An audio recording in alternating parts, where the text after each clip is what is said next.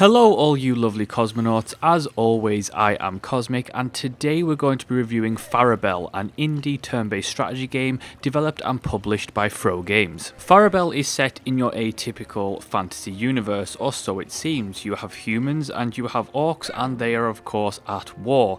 The difference is it's a turn-based strategy game where you start at the end of the story and work backwards. This is because the two main characters of the game, Sendar, the Lord of Farabel, and the High Priestess, have the power to control time, and at the end of the war, thinking that all is lost, the king orders the High Priestess to start casting a spell to take them back to the start of the war. However, he actually wins the battle, and just as he wins the battle he tells the High Priestess to stop, but she's too late, casts the spell, and then instead of going right back to the start of the entire war, they have to go back battle by battle. Farabel's unique setting and premise directly translates into the mechanics. So at the very start of the game, which is the end of the war essentially, you have your characters at max level. They have all of their skill points put in, they have all of their equipment, they have all of their abilities, and as you win each victory and steadily go back in time, instead of leveling up and upgrading your characters, you're leveling down and downgrading your characters. Now, not only does this make sense thematically because you can't have a character that gets better as they get younger, but it also makes for a really strange sensation. When you've played as many RPGs and turn-based strategy games as I have, and you're so used to leveling up and putting in skill points and acquiring equipment, it's a really strange feeling at the end to make your character worse. On top of this, you also have the humorous, simplistic visual aesthetic, as well as the writing. Now, the characters themselves, the writing is full of humor, the story is full of humor. It's all about the High Priestess and the king getting exasperated with each other, fighting like an old married couple, and for the most part it works well with the rest of the game. Now, of course, the main part of this game is the turn-based combat. The combat itself was surprisingly fun, fast-paced, and it had a good amount of tactical depth to it. Now, because the premise of the game is the fact that the king and the High Priestess have gone back in time, it isn't going to be a game where you get to build your own squad of units and upgrade them and build them through the levels. Instead, the only two constants in the game are of course the High Priestess and the King of Farabel. Other than that, random units are assigned depending on what battle it is and what scenario is, which means that you never know what you're going to get next time round. Now, the great thing about this is the fact that the developers haven't just made a strategy game where they just put some units at you and you see what happens. Each level is a little bit unique with some unique mechanics in. There's a good progression of mechanics throughout the game, and it's interesting and also a weird sensation, the fact that each level your characters are getting worse in that sense because they're not as highly powered as the last level. And then on top of that, you have an increased difficulty as your characters are getting worse and getting more basic in that sense.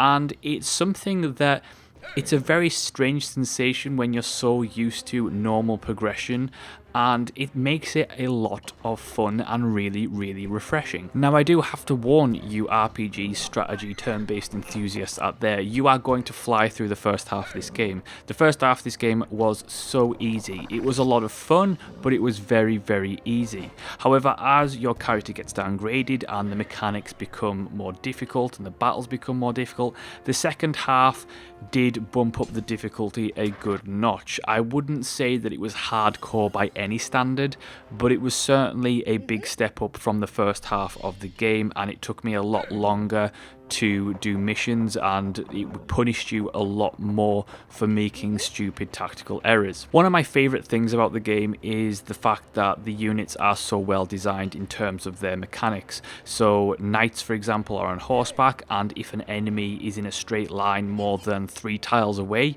and you select to go to that enemy, the knight is going to gain charge, which is a passive ability, and the charge will increase your damage output.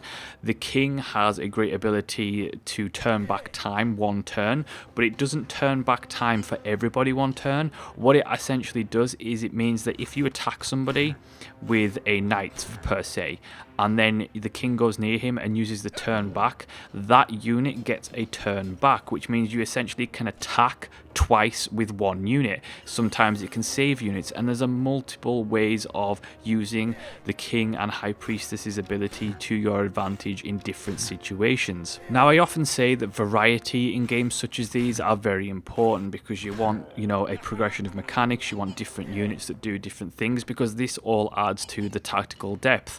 Now, Farabel does a decent job for an indie game in that regard. You have around 40 different units, there's around 18 different spells and abilities, so there's plenty to play around with here. And of course, on top of the variety of units and enemies that you get, you also have specific environmental challenges in some levels, so you have to do things in a certain order and avoid enemies and do several other things. And I think that in terms of the combat alone, mechanically, I have to say that I was really impressed. These are obviously developers who have looked at the genre, looked at what people like out of a turn-based strategy, and then put something into their little indie game that they felt would satisfy the majority of turn-based strategy enthusiasts. And I have to say that it worked for me, and I am really picky and choosy when it comes to my turn-based strategy game. For me, there was very few negatives for this little indie game. I think any negatives that I have would be very picky and choosy, and I think that a lot of them would be inherent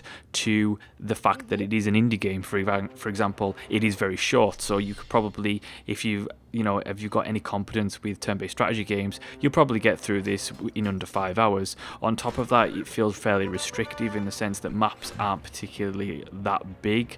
I felt that while the art style and the overall aesthetic was cute for a while and it worked with that sense of humour imbued into the story, ultimately it got a little bit boring of seeing little block figures, and it would be nice to see something spectacular every now and again. And again, those negatives aren't really negatives, they're sometimes just indicative of the genre that it is in. I have to say that my biggest complaint, outside of the fact that it's an indie game, is the sound. I really didn't like the sound. I thought the audio was way off in places. It was too loud and then it was too quiet. I didn't think the sound effects were particularly good, and that is something that could have been easily sorted if enough time was invested in it. That all being said, I have to say that Farabel is a fantastic little indie turn-based strategy game. It will easily please enthusiasts and newcomers alike. It strikes a good balance between being easy to pick up and play, but also having enough tactical depth in there to sate those who want a more difficult challenge. The unique setting alone is worth a look, but the fact that the game mechanically is really solid just makes it all the more worthwhile. And while subjectively in terms of aesthetics you may like or dislike it, you can't deny that mechanically it is a very solid title. I hope the developers have every success with Farabel, because I love the setting, I love the premise of the game, and I love the execution of the mechanics, and I'm looking forward to Farabel 2. So that is my review of Farabel. Thank you so much for watching and listening. As always, if you enjoyed the video, hit the like button, subscribe and share the video, and I will see you next time.